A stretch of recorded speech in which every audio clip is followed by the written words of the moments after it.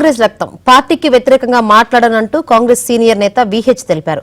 Khammam ticket కోసం కాంగ్రెస్ పెద్దలను కలిశారని, రేవంత్ తనకు అనుకూలంగా ఉన్నారని ఆయన చెప్పారు. తాను రేవంత్ రెడ్డికి మద్దతు ఇస్తున్నందుకు కొందరు జీర్ణించుకోలేకపోతున్నారని చెబుతున్న విహెచ్ తో మా ప్రతినిధి సిద్ధార్థ ఫేస్ టు ఫేస్.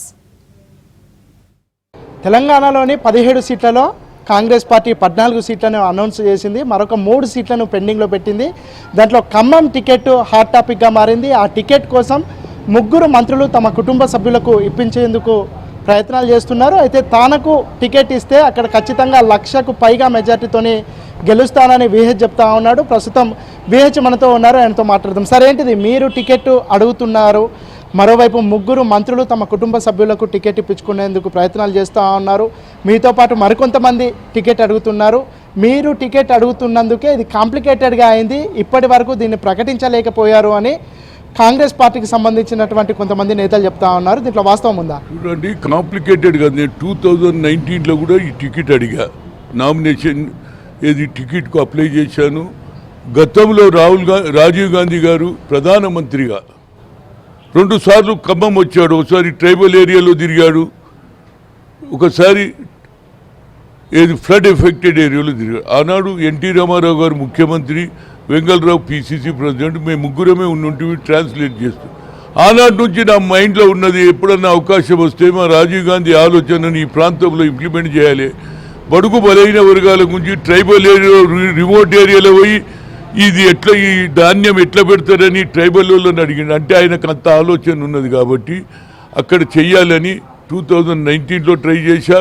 అప్పుడు కూడా ఉత్తమ్ కుమార్ రెడ్డి గారు పిసిసి ప్రెసిడెంట్ ఉంటే నా పేరు పెడతా అన్నారు. ఫైనల్గా వాళ్ళు పెట్టినరో లేదో నాకైతే టికెట్ రాలేదు, అయిపోయింది. ఆ తర్వాత మొన్న కూడా అప్పటి నుంచి 7-8 ఏళ్ల నుంచి కంటిన్యూస్గా ఖమ్మం పోతున్నా. అక్కడ రాజీవ్ గాంధీ స్టాచ్యూ పెట్టా ఎంట్రెన్స్లో, దానికి మల్లికార్జున్ ఖర్గే అపోజిషన్ లీడర్గా వచ్చి ఇనాగ్రేషన్. అప్పటి నుంచి ఇప్పటిదాకా తిరుగుతున్నా. బట్టి ఏ ప్రోగ్రాం పెట్టినా, ముఖాముఖి రైతులన్నా, సైకిల్ యాత్ర అన్నా, పీపుల్ మార్చ్ అన్నా, అదేవిధంగా రేవంత్ రెడ్డి పెట్టిన పాదయాత్రలో భద్రాచలంలో మొదలు పెడితే అక్కడి నుంచి అన్ని దగ్గర ఆయనకు తిరిగాను, ఈయనకు తిరిగాను. కనుక ఇక నాకు అక్కడ జనంతో సంబంధాలు కూడా ఎందుకు ఏర్పడినంటే, రైతులకు సంఖ్యలు వేస్తే నేను 10 మంది రైతులకు ₹1,00,000 ఇవ్వడం జరిగింది.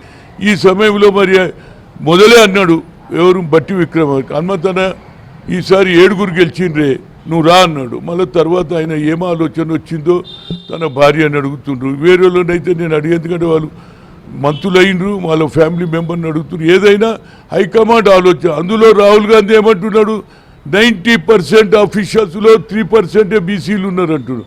ఎక్స్రే అంటున్నాడు. We conduct caste wise census. అదేవిధంగా రాష్ట్రంలో కూడా Revanth Reddy caste wise census అసెంబ్లీలో బిల్ కూడా పెట్టాడు. రేవంత్ రెడ్డి ఒకటే అన్నా, నీకు టికెట్ ఇస్తే తప్పనిసరిగా నేను, నీ దగ్గర డబ్బులు లేవు, తప్పనిసరిగా సాయం చేస్తా అన్నాడు. కనుక ఆయనకు కూడా అలా మంత్రులే కదా, ఆయన క్యాబినెట్ కొలి, ఆయనకుండే ఇబ్బందులు ఉన్నాయి. కానీ ఆయన ఆలోచన చేయాలి, ఏది న్యాయం. రాహుల్ గాంధీ న్యాయ వ్యవస్థలో, బసవేశ్వర స్వామి 8 ఏళ్లలో ఒక అన్యాయం జరుగుతుంటే ఆఖరి దానిక పోరాడిండు, కాంప్రమైజ్ కాలేదన్నాడు. నేను కూడా అదే కోవకు చెందినోని, న్యాయం గురించి కొట్లాడుతున్నా. రాహుల్ గాంధీ ఆలోచన, బసవేశ్వర స్వామి ఆలోచన నాకు ఇస్తే తప్పనిసరిగా 101% గెలుస్తుంది. ఖాళీ నా టికెట్ అనౌన్స్ రోజే గెలిచినట్టు లెక్క అనేది నా ఉద్దేశం. ఇక హైకమాండ్ ఏం చేస్తుంది అనేది నేను ఐ కాంట్ క్వశ్చన్. ఇది మొత్తానికైతే తనను అభ్యర్థిగా డిక్లేర్ చేస్తే తాను గెలిచినట్టేనని హనుమంతరావు చాలా కాన్ఫిడెంట్గా ఉన్నారు. ఇక ఈరోజు రేపో కాంగ్రెస్ పార్టీకి సంబంధించినటువంటి పెండింగ్లో ఉన్నటువంటి 3 అభ్యర్థులను ప్రకటించనున్నారు. ఇక హనుమంతరావుకు టికెట్ వస్తుందా, లేదంటే వేరే వాళ్ళకు వచ్చినా హనుమంతరావు సపోర్ట్ చేస్తాడా చూద్దాం. వీడియో జర్నలిస్ట్ రాజుతో